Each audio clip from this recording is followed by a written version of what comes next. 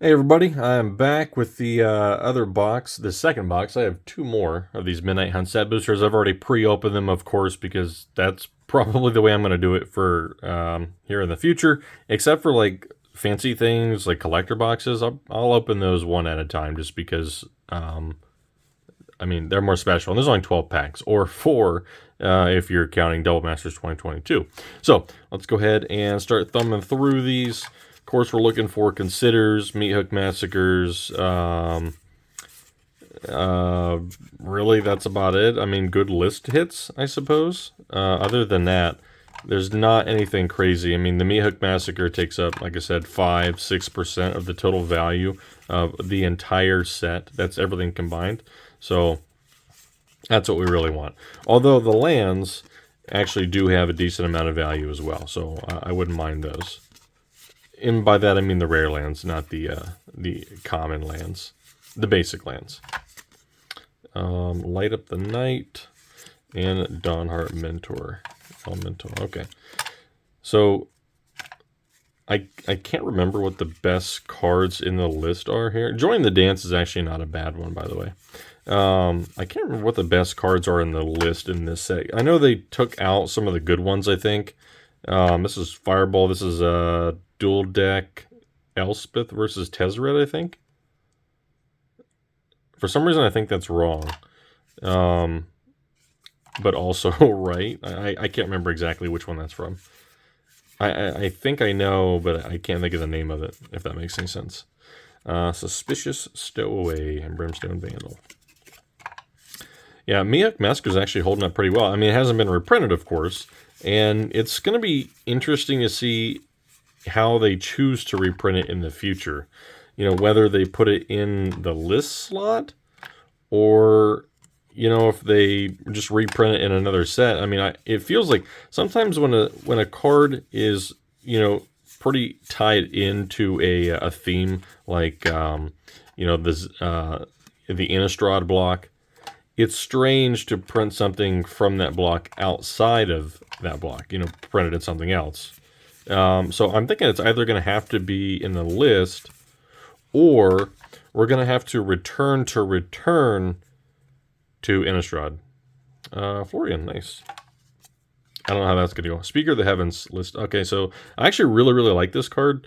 It feels really overpowered, to be honest, with its tap ability, being able to create angels, and it only costing 1 mana. Hey, Consider. Nice. We got another one of those. Considers are still about $2 a pop, actually. It's pretty impressive how they've held up pretty well. I mean, but they haven't been reprinted. Once they do, that could obviously change. Oh, by the way, look at these signatures. Bridget Roca. I mean, these signatures on some of these art cards are freaking amazing. Just to be clear, I don't actually list the art cards with the signatures. I keep all those for myself. I probably should list them. Hey, Graveyard Trespasser. But to be honest, I don't want to. I just want to keep those in my personal collection because while most of them are not worth a whole lot, you know, or really anything that basically now... Hey, another foil Consider. Very nice. Very nice. Sometimes they tend to spike, like this, for example. This is a forest, I think. Yeah. So this, in just about any play group, could substitute for a basic land, for a forest. So a lot of times those art cards are used as proxies, and that makes the value actually higher than what a normal art card would be. Like Zendikar Rising art cards are sometimes like really expensive, the lands. Hey, Arlen, the Pax Hope, very cool. And not just that, I mean, they are actually relatively rare, being that there's only a 1 in 20 chance of getting a signed or stamped art card. Moldervine Reclamation. I just got a whole bunch of these from opening those M20, that M20 case, which actually was really good. So I don't know if I talked about the yet. The M20 case, I end up getting, when I listed all of the commons and commons rares, all that stuff. I didn't list really any of the foils though. I still have those in a stack. I guess I didn't really list any of those. It ended up being around $880 or $890, not including the foils. And I got an entire full set. One of every card, all the tokens, all the lands, all the rares, mythics. I got one of every single card in non-foil from that case. And the full set non-foil is worth about $388 last time I looked, to $400. So all in all, that was like $1,200, give or take, out of that case. I thought that was pretty good. Now, I would like to buy another case and crack it as well, but I did just buy 2 boxes of Khans of Tarkir.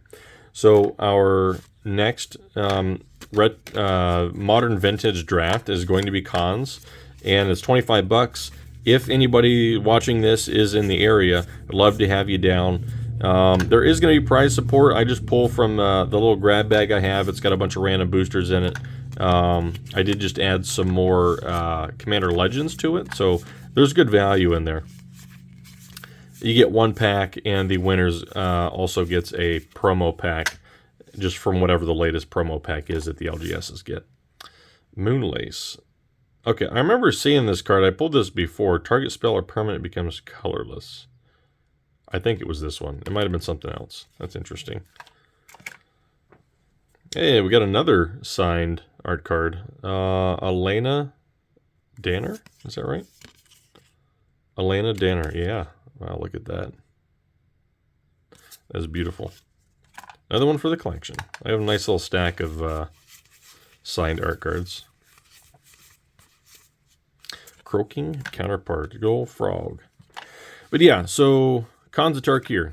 I haven't cracked the box of that since I think like 2 years ago. I bought a box for $199 on eBay, and I bought these 2 for $197. Although I did have to get them on eBay, but that was the best price I could find. I still had to pay tax, but it came out to $210 a box. That's really not all that bad. Ren and 7, very nice. The fetch land pull rate, as far as I could find, is 11 in 121.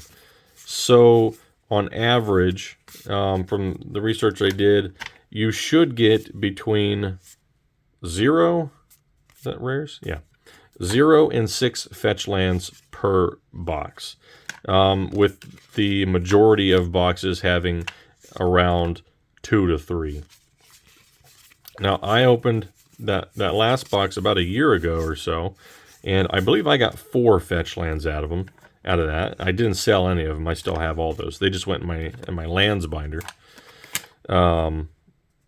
No, I take that back. I did sell 1 to a local player. But yeah, I was looking at the prices of the fetch lands yesterday, and I was like, holy cow, the cheapest one is $25. So there you go. You pull that, you've paid for your draft. And then if you get like a Polluted Delta, it's like $44. You know, at that point, you're just making out like a bandit. And I really love to see people pull that kind of stuff. Like every time someone pulls a spicy card, like that gives me a little bit of dopamine rush. I got a Rockfall Veil and a Seething Song. And I just make a couple bucks off of each person that drafts. A couple bucks per $3 draft entry. I put that towards the prizes and buying more boxes. The prizes are actually are a bunch of packs that I've had in my own collection, and I'm just kind of giving those away. So I try to keep the price low enough to where the entry allows me to give away like a pack or 2, but also that I can still make a couple bucks so I can continue to do this. And people seem to love it. I mean, I love it. I have a ton of fun. I draft every set, of course. Consider. Triskaidekaphile. So I was looking at Shadows over Innistrad, and actually Triskaidekaphile is just a, the other version of Triskaidekaphobia from Shadows. I hadn't noticed that at first, but I just noticed it today, actually. Last pack here, Shipwrecked Marsh. I think that's the most expensive one. Might be around $10. A Defenestrate. And a zombie token. Alright, 2 more of these bad boys. I might combine them both in the same video, actually. I'm not sure. We'll find out. But, yeah, until next time, catch you guys later. Oh, before we go, though, let's just thumb through these, see what we got. I know we got a couple lands here. There's a Rockfall Vale. We did get a Wrenn and 7. And we got the other one, I think, right? Yeah, Arlen. I think Arlen's worth more, though. Any other lands?